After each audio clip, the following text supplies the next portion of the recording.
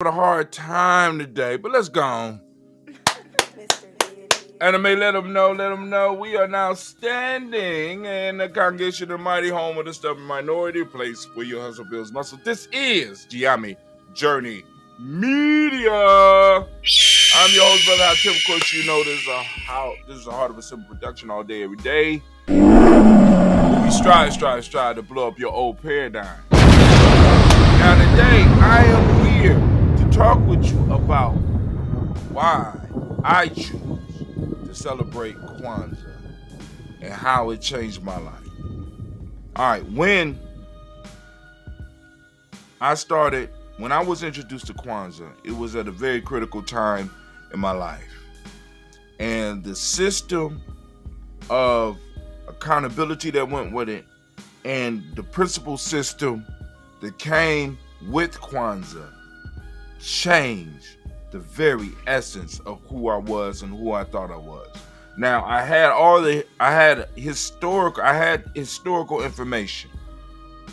But the key piece that I always struggle with is how do I activate this information in my life? And these principles gave me that, right? Because at the same time, I had other things going for my mind, and Guza Saba gave me something that looked like me, that felt like me, that had memories associated with it, that gave me the power to make it through. So Kwanzaa celebration was the heartbeat of this, right? And what I want to share with you today are 10 reasons I chose, and 10 things that I see within Kwanzaa that I think now that help me make my choice, and I think it will help you make your choice and help you change your life. Ha ha ha ha ha ha ha ha.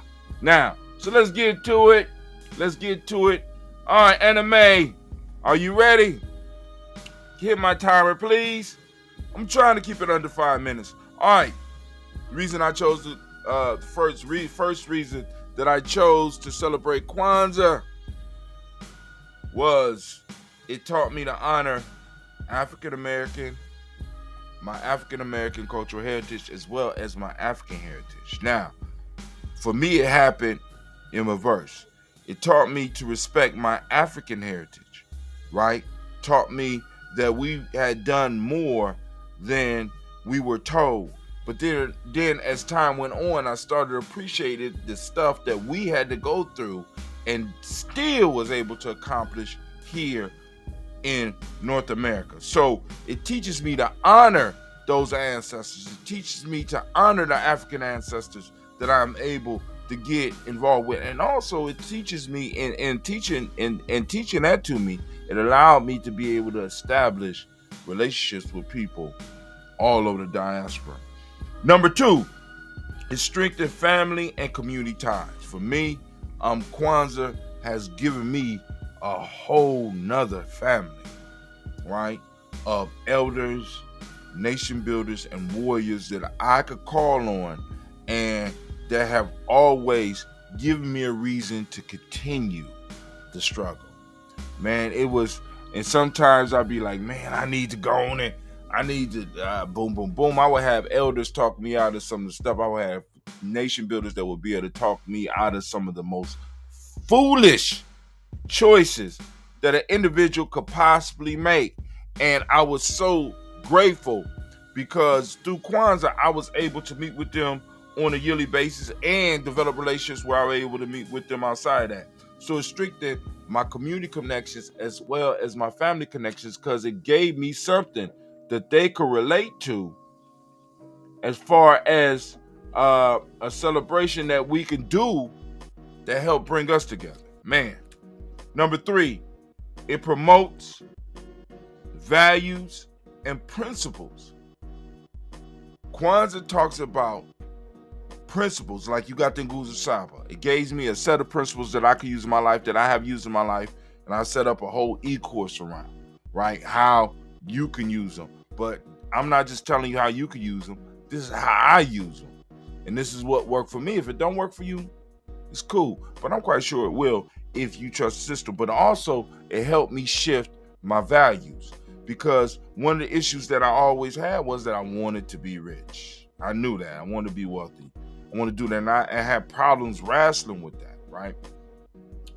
But what the Kwanzaa celebration demonstrated to me is that there is a wealth element that you need in your community so that these community celebrations could go on and not be molested by larger corporations. But also it allowed me to see from an African perspective what was valued. From an African perspective, it wasn't necessarily the material things. Yes, we had material things, but the key piece was human capital. And it helped switch my mind state. And when I start seeing that what some people have to pay thousands of dollars for, as far as advice and camaraderie and stuff like that, I was able to get because of how I shifted my view of wealth. My wealth is not necessarily in the bank. Yeah, that's part of it. My money is not. But a lot of my wealth is in the young people that I have been bringing up around me and challenging to do different things. And now they're able to bring back skills that benefit not only me, but benefit the community. Number 4, educate others. Kwanzaa gives us a time where we are able to showcase and educate others about who we are, where we are, and when we are. A lot of people are lost out here, right? So when we do Kwanzaa celebrations, what that gives us an opportunity to do, it gives us an opportunity to plug them into something different, something old but new, something that's true. So when we celebrate Kwanzaa, it allows us to educate others about how Kwanzaa has affected my life, how these principles has affected my life, and how plugging into my heritage and my culture has empowered me. And it gives me a place to be able to demonstrate that.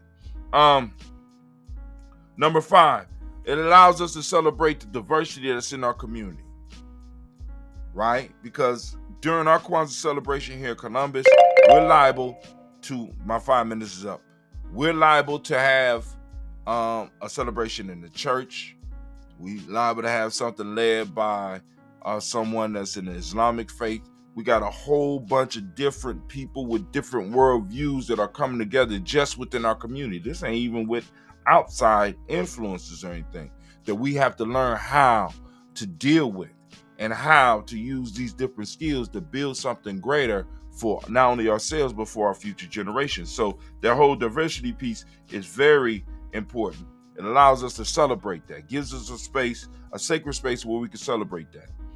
Provide cultural enrichment, right? When we come together, we get to see the power and the beauty of our culture, whether it's in a book form, whether it's in a presentation, or whether it's in a dance performance, or whether it's in somebody doing poetry.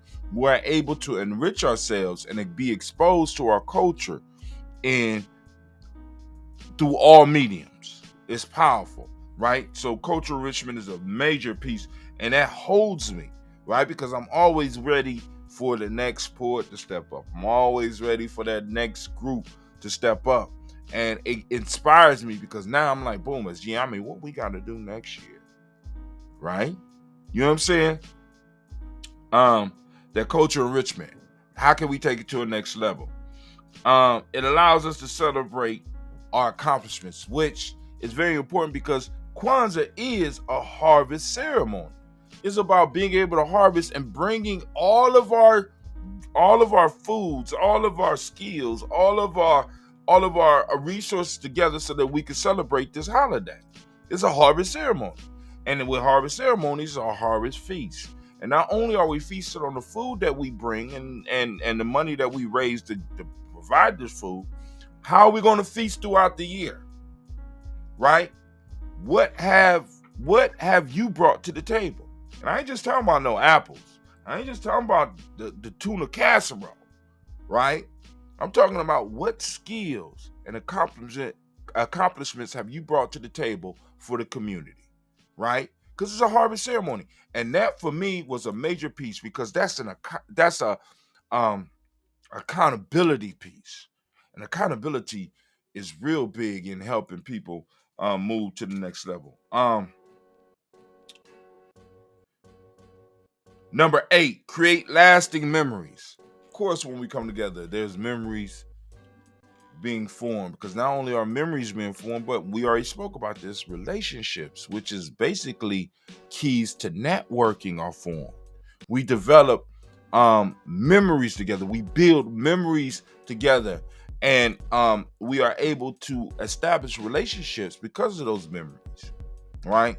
Powerful piece. And that was very powerful for me, and it's something that has helped me in not only my career but also in what I'm doing business wise. Build cultural pride, right? Because we are able to have such a big Kwanzaa celebration here in Columbus, man. I can't do nothing but have pride. And even if I had a small one in my house, it gives me a reason to get out here and lead with my culture and to talk about my culture and the needs of my culture, right? To move into those tight rooms and make everybody feel comfortable, because I'm coming in like this. I'm a cool G baby, right? I'm coming in being me. I'm coming in sharing my culture. I'm coming in doing what I do, right? And whether you like it or not, I'm gonna be effective with it, right?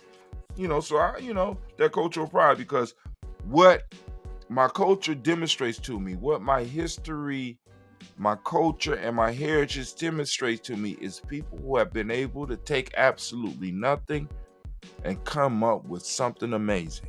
And who am I? Who am I to stand in the way of something like that? Rather than I'm rolling with the wave. Because if my ancestors was able to do what they was able to do in the conditions that they were in the conditions I'm in, I should be able to do something great as well. And last but not least, we come together, number 10, we come together to have fun. Man, listen, I have such a good time at Kwanzaa. My kids have a good time. I know they are able to run around and be safe.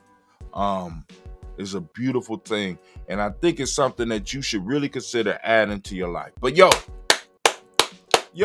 hey, here we go. All right, anime baby, if you would, please handle business. Bargani, oh!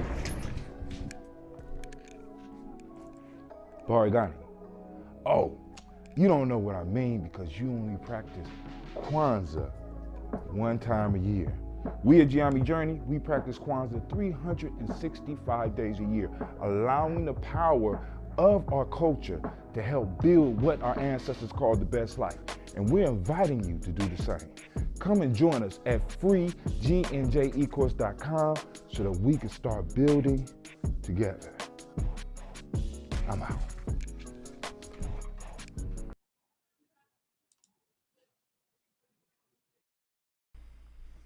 What is a lion without his pride? What is a whale without his pod? What is a monkey without his troop? What is a wolf without his pack? The answer is very simple. They are the same thing that a human being is without a tribe.